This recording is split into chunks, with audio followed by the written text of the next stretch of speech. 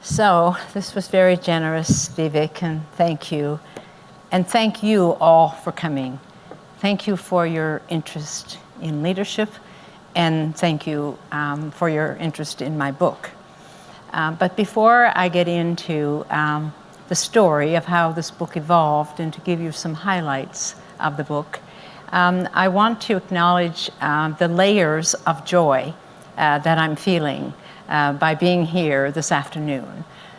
First of all, to be back with my colleague Vivek, and whom I've watched closely all those years, and as he's referred to have met and have you among us as well, members from BMO, members from U of T, members from Manulife, one of my former employers, and also members of the community, and of course the wonderful faculty and the wonderful students of the University of Waterloo, this great university. So thank you all for being here. It's a great joy for me, and there's nowhere else I would like to be than here today. So with that, let me move and talk to you a little bit about the unveiling of the book. As someone said to me, it's kind of behind the curtain, of the book. But my interest, as Vivek has referred to, and passion, has really been deep and growing for decades. Now, of course, it's easier to connect the dots as you look back today than it would have been at any point in time looking forward. Writing a book was never on my bucket list, but my passion and dedication to understanding leadership and how it could be better has always been my mission.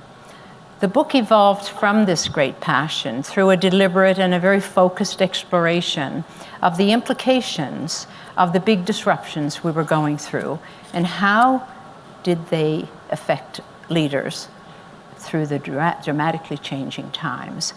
I became formally really preoccupied with this, which is when I moved intentionally from my day job at the bank to further study and explore leadership and continue to advise there, but not in a day-to-day capacity. And I became preoccupied with this, but particularly right in the aftermath of the global financial crisis, because that's one of the big, it's not the only one that we've had, but it's one of the big crises that we've had that's been global, that had very far-reaching impact. And the curiosity at the time was to explore through real leaders, 350 of them across North America, what they felt could be attributed to leadership and how it might have been different if leadership had been different. A wonderful set of findings that came from this, that began this journey. But then, of course, as I said, was not on my bucket list to write a book.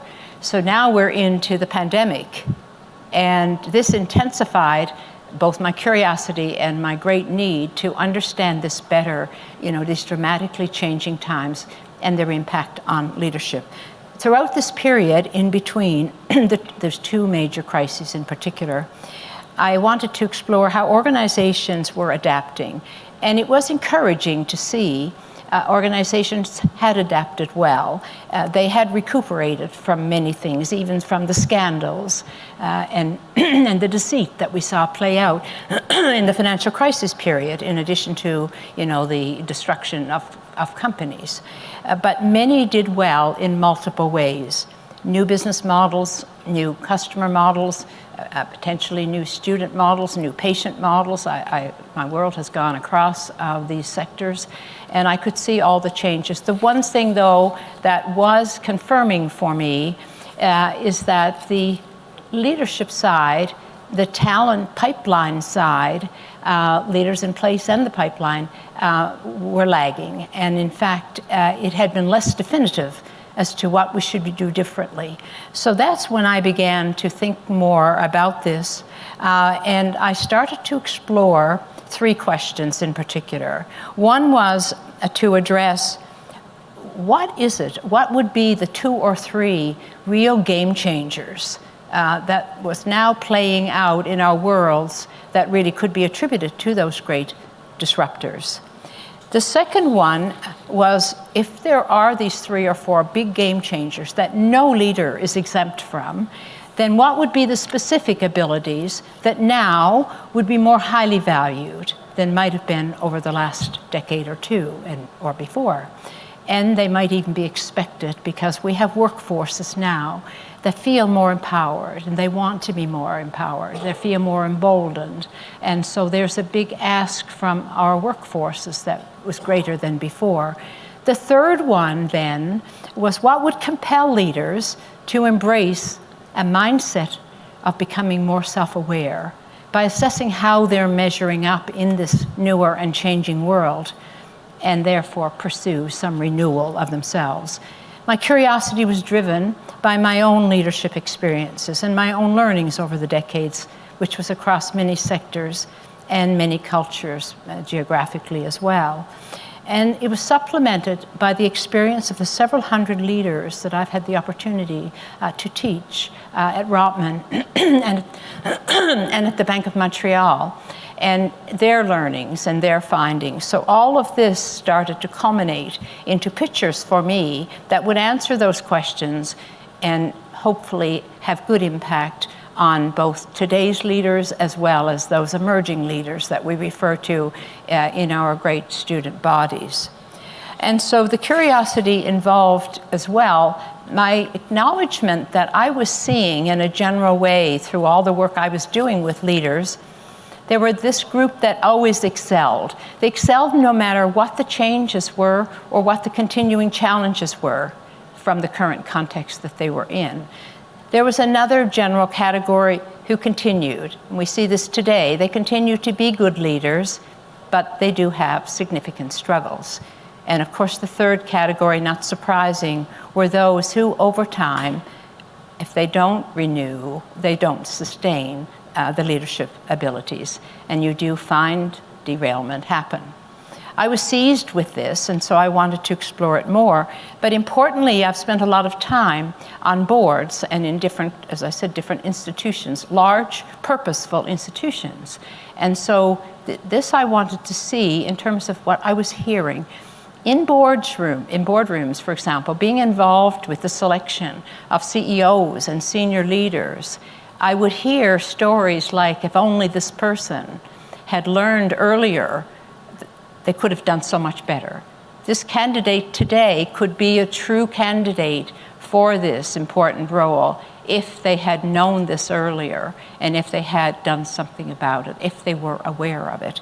So this if only story stuck with me. It saddened me because some of those people I knew over the years. I knew of their accomplishments, but I also knew that there were gaps that hadn't been attended to along the way, and now it was catching up. The other source of this if only story also came from regrets that I hear today from CEOs, senior leaders, senior academics, and all of the people that I work with. And those if onlys are voluntary. And they say, you know, Rose, I wish I had learned this earlier. I could have done so much better. Those are successful leaders, but they have regrets. Often the regrets are they wish they had changed the strategy, or now the equal regret is I wish I had learned this earlier. So all of this really shows us leadership is very hard. Leaders are faced with increased tensions, demands for decisions that we've not seen before. Many matters relate to mental health, general health, work-life balance, care for others, personal family hardships, which are now interspersed with the normal challenges, what we would see, of the erosions in the economy, ruined businesses, short-lived strategies, disengaged workforces, and on, and boards of directors have also heightened their game and are far more demanding. Those extraordinary disruptions of the past 15 years have made it very clear leadership is not timeless. What got us here will not keep us here. Continuous renewal is a must for leaders. It's here to stay. But leadership can be learned. It just needs to be intentional. This is the premise of my book. Leadership is not timeless, and renewal is now becoming the gold standard. It offers answers through the book to questions that I mentioned earlier regarding what are the game changers, what would compel leaders to embrace an open mindset, and what abilities should they learn more of. Throughout the chapters, learnings and frameworks for taking all of this and dealing with it are shared, including deliberate conversations with 10 highly accomplished leaders throughout Canada who offer their stories of their defining moments. And that's the first big takeaway from today that I would be really happy if you did, and that is to look at defining moments, because these are the things that become teaching moments. What had triggered their learnings? What had triggered their renewal, which they seem to have done a lot of? Successful leaders from all sectors was very important to me, representing diverse journeys in different sectors who had outstanding leadership excellence. 3 CEOs, a university president, the governor of the Bank of Canada, a provincial minister, a University of Toronto professor, and a former ambassador to the United Nations, and the former head of McKinsey Canada. So those were deliberately chosen to share stories. It's not just my experiences, my stories. It's a wide sector because I wanted this book, I wanted those learnings that I hope to impart to be accessible but meaningful to all sectors. And so I think of it more as universal leadership and not just specific sectoral leadership. The key emphasis of the book throughout is about how our setbacks and our breakthroughs are the things that will help us become more aware of what we need to do differently or what we need to affirm and expand. These stories of successes and setbacks, they confirm that leadership is not timeless. It's the first big belief that we have to embrace. What got us here has changed. Yesterday's assumptions are not reliable, or are they good enough? So much is different. So much has intensified around us. Albert Einstein's famous quote brings this to life. I almost try to live by it in the work that I do. The significant problems we face today cannot be solved at the same level of thinking we were at before they were created. And this is true today. The problems that we face are not familiar to us. There's so many things that are unprecedented. And so yesterday's assumptions, or even what appeared to be tried and true, won't work. The next key emphasis in the book are the 3 unmistakable game changers. And you know as well as I do, coming up with 3 things rather than 20, is hard also. But I pushed myself to do this over this 8 to 10 years of exploration, of working with students in the classroom, students meaning executives, it's executive programs in which I teach at Rotman, as well as through my day job at the Bank of Montreal, as I call it, as well as through the university and the things I engage in there. It was not easy to come up with the 3 that no one is exempt from. They're here to stay, and while we may see some of the changes that we're facing, we may see that they are transitory, many are not. For example, the first one is increased stakeholder expectations. We've come from an era where we're singularly looking at what we would call shareholders. Now we're into multiple stakeholders. This brings far more complexity and far more increased demands on leaders and organizations. Satisfying one set of shareholders just won't cut it. Responding to the expectations of customers, regulators, directors, employees, students, boards, and the broader community, this is the norm, and there's not trade-offs among them. This game changer is grounded in the demand for truth. So we go from shareholder to stakeholder, but overlaying that is a greater demand for truth, trust, and transparency. I call it the 3 T's. Assessing trust and character is no longer a silent criteria. Trust is constantly on trial. And leaders need to learn it every day and re-earn it every day. The second one, which also is taking shape, but this is one you won't have any difficulty at all accepting quickly, and that is how we work in the workplace. And the pandemic really showed us this in real life. No one needs convincing. With the intergenerational mix, the intercultural mix of employees, leaders need to tune in to the changing expectations and the mindsets around them. And this would include, of course, our world here of students. They are the next leaders. Listening and engaging, inclusion, and empowering employees are just so much harder. It matters less, really, which companies you look at. Even the best struggle somewhat with this, the measure of engagement, the measure of empowerment, and how employees view it, because that is what matters. It's not what leaders believe that matters. Those changing expectations are continuing to shape, and indeed we don't know yet the fallout from the pandemic.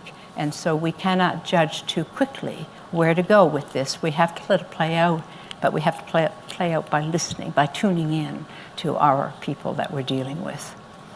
Not surprisingly, the third game changer arises from the extent to which strategies are now so short-lived and so quickly out of date, putting extreme pressure on leaders and leading differently. The increasing dominance of digitalization is driving change in the most operating models everywhere, no matter what sector you're in. They have dramatic implications for a leader's strategic agility. It's not uncommon for CEOs to underestimate how much the new technologies can increase value for all their stakeholders. We're slow catching up. It's human nature. Strategic agility, seeing around corners, have to have an open mindset, and it becomes a must for leading. Yesterday's assumptions won't do it. Those three game changers relate to the externally driven conditions of our worlds, but they're not the only challenges. The book also identifies other leadership barriers that debunks long-held beliefs that we as leaders have and hold, but many of them can be outdated, and if not, they've at least research shows that they're changing. So I speak to the individual leader's own mindset, their own beliefs, including how they improve themselves, what they choose as leaders, how they develop leaders, and importantly, how they mentor leaders, because that is the key obligation of a worthy leader. We all as leaders have our beliefs and our habits, which are hard to change, and it's well to discard the notion, which we've all had. It's one of my biggest learnings in my time. When you're appointed to a leader, you're led to believe, or you choose to believe, that once a leader, always a leader. You're appointed. That is such flawed thinking now. And so basically it's another Einstein for me. You can tell he's one of my favorites. And his, this time, is that the measure of intelligence is the ability to change. So this does bring us, when we look at the game changers and we look at what leaders are now holding as beliefs, then the second question is, what abilities do they need during this period of time to more highly value and highly cultivate? And this brings me to the big eight. The big eight is the big eight because I couldn't make it 7. And I couldn't make it 5. 5 is my favorite number. And, you know, I avoided doing what many advisors do, consultants in particular, no offense to consultants. You know, they often give you 20 because it's hard to go wrong if you have 20. So basically, I'm stuck with 8. And all through these times, even when the pandemic overlaid what I'd been working on for all this time, I just couldn't make it any less. So those 8 are it. And they are what is most highly valued. They emerged repeatedly throughout in the classroom with the conversations I was having with leaders I mentor, and they repeat themselves in many different ways. But they do address the human side of leading, which Vivek mentioned earlier, because I believe that we've neglected somewhat for all kinds of reasons. It has gotten attention over the last number of years for sure, but we're not where we need to be, because when there's technically related skills needed to get the job done, that's naturally where our mind goes for what's critical at this moment. But you know, as I've often said, you can do more harm with screwing up a leadership employee-related issue than you can with a spreadsheet. So basically, we need to put more emphasis on the human side of leading. Those 8 began to address this. They've been tested with hundreds of leaders, to be exact, officially about 1,900 plus, and they've been officially checked in a day-to-day practice. So I feel very comfortable with those, or I wouldn't be laying them out here. So basically, they go from what we've known in our thinking as a command and control and a hierarchical approach to leading. And now that's one of the reasons we struggle so much with an inclusive approach. Because of this, we've all been bred on it, many, especially people in my time. All 8 are directly relevant, but they move you from a command and control environment to a connect and collaborate, because those are the things we need.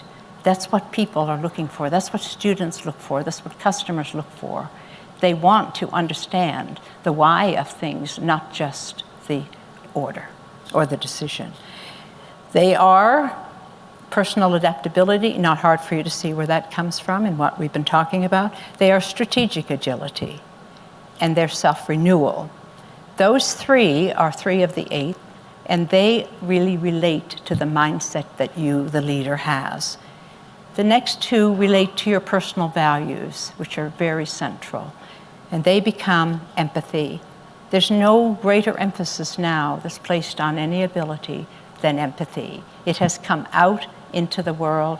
People discovered it cannot be outsourced. It can't even be owned by the Human Resources Department. So basically, empathy is really up there. The certainty of character, and I've explained to you, this is not about lying or stealing. It's not about dishonesty. It could be. It's about the 3 T's. It's about the trust. It's about the truth. And it's about the transparency that every one of your people see around you. That is what is talked about when we think about character. There are 5 indicators of character which I've worked on, and maybe there'll be a moment to get them in when Vivek and I speak in a few minutes. The last 3 relate to connecting, and they are contextual communication. What do I mean by that? It's not really complicated. It just takes time, it takes reflection, it takes a bit of thought. And that is the whole idea of respecting people to the point that you're explaining the why of something, not just the what. People are knowledgeable. You know, we've learned so much, and social media tells us a lot of things, all good, some not so good. But basically, we know things too as employees or as students or as other stakeholders. And so seeking input, this is part of inclusion, it becomes a really important thing. It's not about once a great leader, always a great leader. So we have contextual communication. We have spirited collaboration, because collaboration is all about teams and distributed leadership as opposed to vertical top-down leadership. Lastly, but certainly these are not in an order of value, is the development of others. That is really a leader's biggest obligation, is their legacy, is who they leave behind. It is, I hate to say it, but it is a little less about what each leader accomplishes. It's about the leaders they leave behind to do things. A chapter is dedicated in the book to each of those 8 capabilities, and they relate to the role of the leader in today's world. The last chapter speaks to, so what now? And they remind us that leadership starts with you. It starts with us.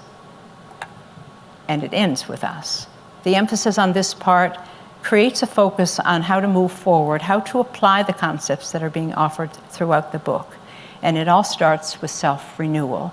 So I will leave it at this for now and welcome any questions that Vivek has for me or that you at a later point in time will have for me. And I'd be happy to do this, and I want to thank you so much for your attention, and I hope before the day finishes I can probably give you at least one thing that you could take away to try to practice. Thank you. Sorry.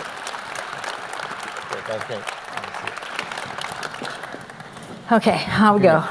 Thanks. Well, thank you, Rose, for those introductory remarks. And maybe I'll just start off with, Rose, you've recently become a colonel in the armed forces, right? Yes, I am a colonel, but they tell me I don't look like one. And you talked just now, you talked about going from command and control to connect and collaborate. And I imagine, because you're working with the Armed Forces College, you're helping look at how does an organization like the Army, which is built around command and control, work in today's world. So can you reflect on how that's going? Yeah, that's a lovely question, and a very appropriate one. And I have a little story. I didn't know Vivek was going to ask me this, so I didn't make this story before. And that's okay, he can ask me what he likes, and so can you. But about 10 years ago, this is a little story, I won't prolong it. Maybe a little more, I don't know, it doesn't matter. It was quite a while ago. And I was called by the college. I didn't know anything about the forces or the college, but I was called to see if I would come in to talk about the Big Eight and leadership, because that had started to emerge and I'd been getting invitations on it, and I'd been teaching it at the bank as well as Rotman. So it must have been less than 10 years. So I said to them, I think you have the wrong person, because you need to have someone who believes in what they're teaching. And I don't believe in command and control, and I know that this would be what you need to do. That's the world you're in. You know, it's like when I was chair of Sick Kids Hospital. You know, you don't worry about certain things if a child is in emergency. So command and control has its place and it has its need, and especially in very purposeful organizations, which those are. So he said to me, no, you're exactly, I guess they checked you out, you know, but you're exactly, because we know command and control is our world, but we also know that the world is changing, and this might not have been the exact words, but this was the message, and the attitudes of our officers, our lieutenants, even our generals, are needing to also tune into this. So you are what we need. And I did go there. And empathy is one of the Big Eight. And as I got to empathy, because I figured, you know, 7, 8 years ago, that was still not heard that often every day. So I said, could someone in the audience, because this was an exchange students from around the world, and I wanted a field officer in the audience, could somebody in the audience just tell me, now that you've heard me talk about empathy and what it's all about, you know, do you find that you come across this and that you actually do this day by day? Oh, ma'am, that's what they call you, by the way. It's not a good one, is it? But anyway, I'm a colonel, but I get called Colonel Ma'am. So it's kind of sweet, really. But anyway, oh, ma'am, he said, I do this every day. I didn't know it was called empathy. So you see, Vivek, it is true that in their worlds, just like in our academic worlds, there are certain things that are natural and needed and necessary that will always be maintained. But we have to adapt around this to recognize and be realistic and not complacent about what's going on in the world around us. And then somehow you have to combine. So what the person ended up saying to me was, we know that command and control is a necessary thing that we have to do, but we also know as the world changes, we're going to need to adapt to this. And it was in that context that they talked about, which I thought was so clever, and I hope to pursue this more as I get into this role. But they talked about the two streams of command and control, maybe being a little more part of what you might think as management, whereas connect and collaborate, using my terms, you can think of as leadership. And you've seen there's many books written on the difference between management and leadership, and some of them relate to that and some of them don't. But basically that answer satisfied me, and that's why I did it. But it had nothing to do with my being a colonel today. This was only 6 months ago. Great. And so just building on that, and I should say the questions have been developed based on the ones that were submitted as people registered, and so we're kind of collapsing things, but hopefully you'll have many of your questions addressed. So you write about, and you've just talked about the importance of character and values and empathy in a leader. And these are not qualities that are taught, right? The way we learn other more technical skills, or even skills like communication. These are characters, and that really requires self-assessment and reflection. Yeah. So how do you prepare leaders or individuals to do that kind of self-reflection? So this is also a really important question, and because character is, everyone owns it. It exists with everyone, but it can feel elusive and hard to define. I have, in the book, there's 5 indicators of character, which I will speak to in a moment, but I'll say first that defined here is the search for truth, trust, and transparency. So these would be the first things that all our stakeholders would look from us. So they're doing that assessment. If you listen to them, that's what they're seeking. And so that helps the self-reflection. But I would also say that don't get scared and think, oh my gosh, this idea of reflection, I don't have time for it. I'm so busy, which is true. We live busy lives. This concept of reflection is pausing. It's pausing for 5 minutes here and there based on what you're hearing, what you're observing, if you're tuned into your environment. And it is pausing to say, could I have been better? It is pausing to say, what did I do there that wasn't the right thing? Self-reflection and self-awareness get created daily. They're not just when you get a 360, in your job. So I just think that we shouldn't overstate the burden of reflection, but we should just adopt it and do it every day.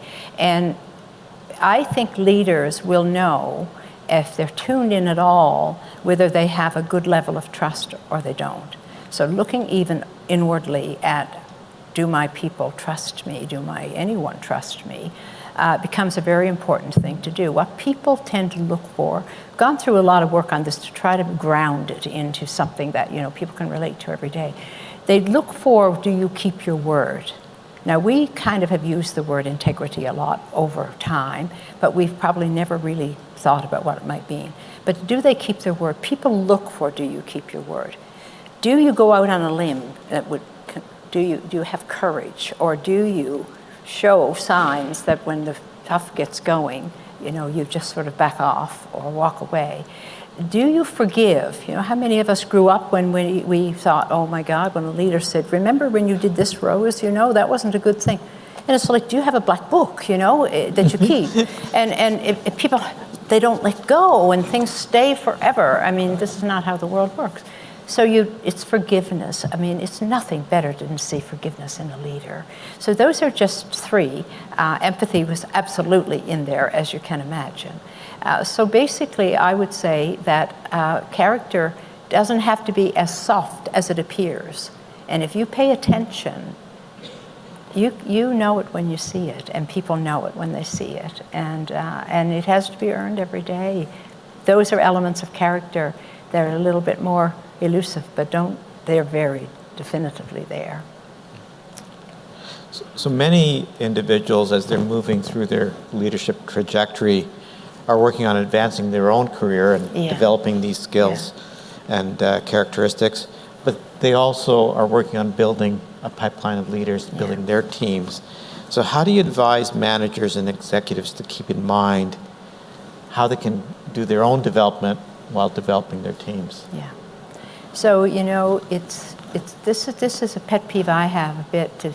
I think even in the most advanced organizations who are learning organizations, I still think that development of self, but development of others is lagging and is not adequate for what we need today in this faster paced world. So I think that you got to discard the notion that leadership is timeless, discard the notion because someone is really smart and or even formally highly educated. These are really table stakes and really important. But you've got to discard that because that's not development in today's world. Remember the Einstein quote.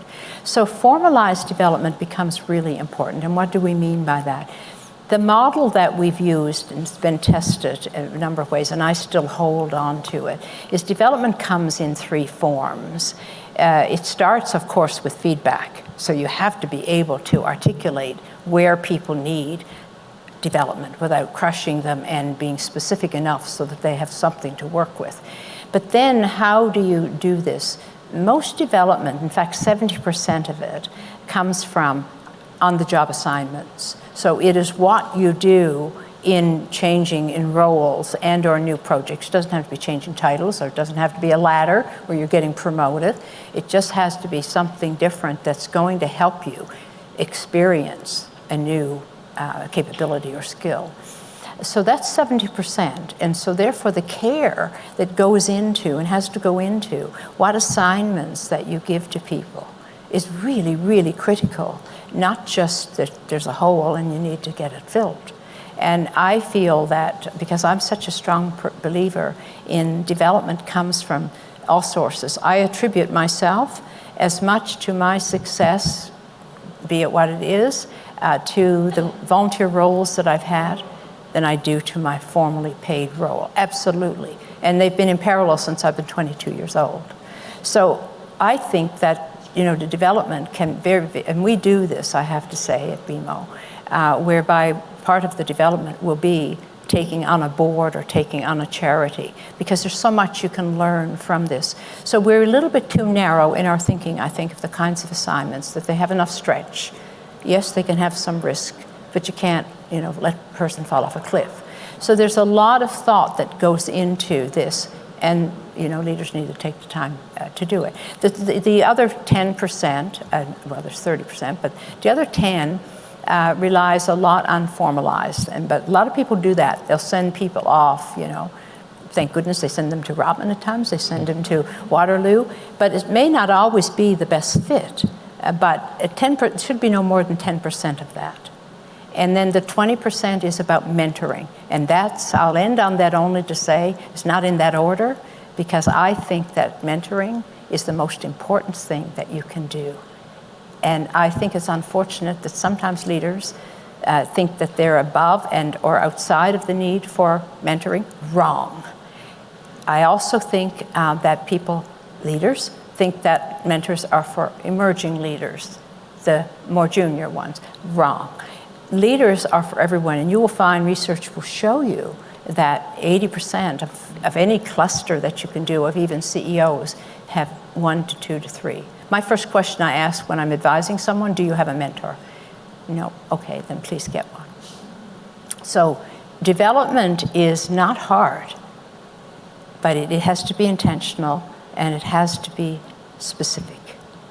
It won't happen by osmosis. Does that make sense? That's great. So we just finished Black History Month in February, and it's a time, as always, to reflect on how we're doing in terms of equity, diversity, and inclusion, and anti-racism, and every organization now has this as a significant priority. And I think you mentioned something along those lines, but we've often framed it as something that's a responsibility of human resources or a particular office. And I think you've really talked about that this is something that all leaders have to embrace. And so how do you see equity, diversity, inclusion fitting into the leadership models? I mean, to me, it's at the core. It's at the core of the human side of leading in particular. So I was certainly aware of the concepts of DEI, and particularly on the inclusion side as well as the diversity side, when I wrote the book. And to me, the 8 capabilities in different ways absolutely hit that dead on. But it's not a delegation thing, not a thing that you delegate. It starts with the leader. And so I think it's really important. I'm saddened by the fact that organizations have made so much effort to adopt DEI priorities, but we've not made anywhere as much advancement in the inclusion side.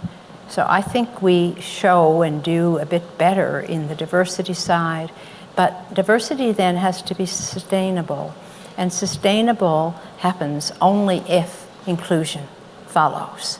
So if inclusion is not part of it, you can't sustain. And that's why we do have lots of turnover and or at a minimum, very unhappy employees and students.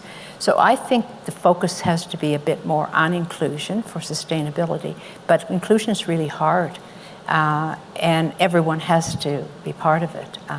So what I've done here, I've backed up this book I teach it at Routman, and I put 4 modules in the program. One is solely on inclusion for that reason, but it obviously is wrapped in DEI. So I'm not discounting either one, but if you look at the statistics, look at the research, you will see that diversity does exist, but it trails because inclusion didn't get the same amount of attention. You mentioned, again, as you were speaking about the changes in workforces and disengagement, we've heard reference to the Great Resignation, or what was the latest phrase? Was the low work Mondays or something like that? The what? There's low Mondays or something, that people don't do as much on Mondays. Oh, okay. That's a new one. Tuesday, I learn Wednesday, something new every time. So there's all this changes in work patterns, and obviously accelerated with the pandemic. What are your observations, and how can leaders utilize intentional leadership to respond to these trends? The one thing that I've stated, and I stated this publicly in an article in the Star, is that this issue that we're dealing with, exits and turnover and attrition, didn't start with the pandemic. It started kind of shaping at the time we had the bulge of millennials in our worlds, and we didn't know what to do with them because they, had different demands, different requests, different expectations, and some of them, they could be appeased by. Some of them are leaders here now, right? Well, I know. This is our world right now in the workplace with the intergenerational. I love that point you make because, we have let's just call them the boomers. We have the millennials. The boomers are still there with their wisdom and advice, you hope, and ability to change. And then you have the millennials who kind of went through that period of making change, but it doesn't mean because you listen to people that you have to do everything they ask. Leaders avoid sometimes listening because they don't want to have to do it. Well, they don't have to do everything because the leader has to make the decision for the greater good. But they do need to know what these smart people are thinking, not just wanting. And so basically we have that group. Then we have the group of now the newer group. What are we calling them these days? What is it? Gen X. Gen X, or still Gen X? Oh, okay, I thought that up. Gen Z. Because I think there's a new one even. Gen Z. Gen Z, that's right, exactly. So then you look at they're that. in the second row. Yeah. That's right, hands up, who's this? So basically, this is the world we're in. Let's be realistic about it. And so I remember spending huge amounts of time trying to understand how to work with a form of moderation, if you like, when the millennials now are in leadership positions, bringing with them much of the changes that happened because of them, and much now that they'd like to do more of. And so look at the difficulty that leaders have if they don't open their minds. It is, people are wanting to avoid talking about this, but it's real. Everyone I talk to, that's what we talk about because that's what they talk to me about. So I think that it didn't just start, so we shouldn't blame everything on the pandemic. The pandemic, though, emboldened people. When you have hardships like we've had, ranging from loss of family to loss of any financial means, you have these two extreme hardships at a minimum. It does things to people. And so it makes them less differential to what they might think is your problem. And so people are starting to look at, not in a selfish way, but in an informed way, they're looking at, what is it that I want to do right now? And they're willing to make compromises as opposed to just say yes and we're ready because you are. So I do think that it's an important time, this great resignation as they call it. I think that it's not new, but it is really highlighting the fact that we as leaders have not been as adaptable, and organizations haven't been as adaptable for different reasons as maybe we need to be. Hindsight's always wonderful. But it's here, and there's lots of research, by the way, that will show you the decline and the attrition in like across basically the world, but certainly I've looked at North America, that will show you the actual numbers of people leaving in the last 10 years have not been, spiking, or they've been they might have spiked in the last year or so, but that doesn't mean it's a trend. But it is a cause and an outcome of, I think, where we are in this turbulent world. So in terms of that youngest generation, or students, what's your advice to them on how they can start today or tomorrow to become more intentional leaders? So, if I were just wanting to be kind of smart, I would say just be intentional. But I do think, where does intentionality come from? Intentionality, intention is different than instinct. And we've really always, as humans, and even in our teachings, we've thought of, a criteria often. That person has really good instinct, we're going to go for that person. But it depends on whether that instinct is dated or not. And so the only way to keep your instinct from being, instinct is important, but it shouldn't be dated. And the only way to do that is to be open-minded and to listen and to, believe in the fact that someone else may have something to say that's really valuable. And so I just think, and what I say to students, because I deal with them all the time, hundreds of them, and I love it because I think their minds are wonderful because they have open minds. And so I say to them, listen and don't be afraid and set an intention to do it. Because everything you do, just go to run a marathon, you just can't go run a marathon. You have to be intentional about how you do that. So just think, reflect how it fits with you, and what is it you might have to do a little differently than what your instinct would tell you.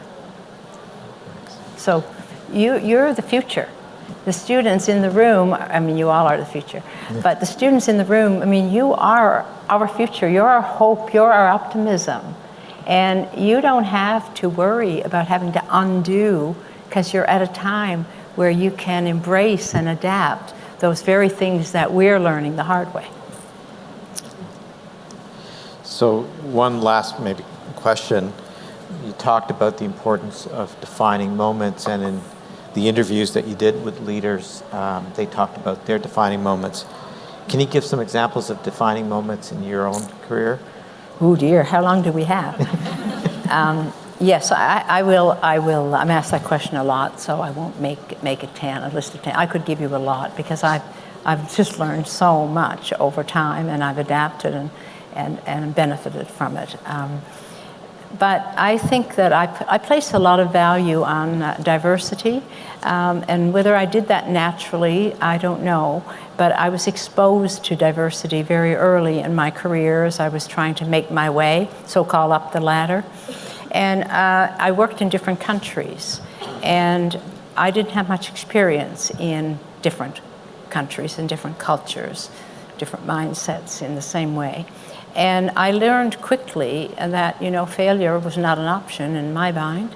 So therefore, what do I have to do this better? And so understanding different viewpoints, I spent about, third of my year for a number of years in different countries in Asia, for example. That was very new to me in those years. These are very different cultures and different mindsets. You could pick any country and have that view. But I learned very quickly that listening and being open and pausing for a moment was an important thing to do. And so I learned that, I'm talking 30 years ago. When I joined U of T as chair of the board, I came in as a governor and I became chair of the board. And this story Vivek referred to a little bit, because he and I went through a time when there, and he was provost at the time. And, we had a departure of a president in an unexpected way because of a wonderful offer he had and all this stuff. So there suddenly, I'm a week as chair, and I have to find through the process, a new president. So that taught me a number of things, because it taught me a lot, which I cherish to this day. I've written about it in my book, actually. Not the detail of the time, but the process was that I had to quickly consult. It was a different decisioning model than I was used to. And universities have this model, some corporations don't. But the model was very broad consulting in the academic world, in a structured, formal, natural way. And I found that wonderful. I was kind of intrigued by it, because, you gotta get 20 people involved, kind of thing. But that was a big learning and a defining moment for me, which has never left me. In fact, I attribute it to one of the biggest learnings of my life, where I learned the process of decision-making and the importance of consultation, and therefore input from others, speaking of inclusion, if you want to put newer words on it. And I learned that, and it was successful as well. We didn't have many stumbles, I think is fair to say, Vivek, and you were my kind of side by side. So that was a big defining moment. But if you look back, what does that tell you? It just told you that one model, just because it's been used for a long time, or it fits with this circumstances, like we talked about, in forces, it doesn't mean it's the only one as time changes. But I have so many of them, the big defining moments. Well, I think that's a great point to end on, right? Because it really makes the point that you can't take one leadership model and just transplant it, but being intentional, you can learn about what's going to work in each setting. Exactly. What is different? Yeah. And then you have to be intentional about doing it differently. It's not complicated.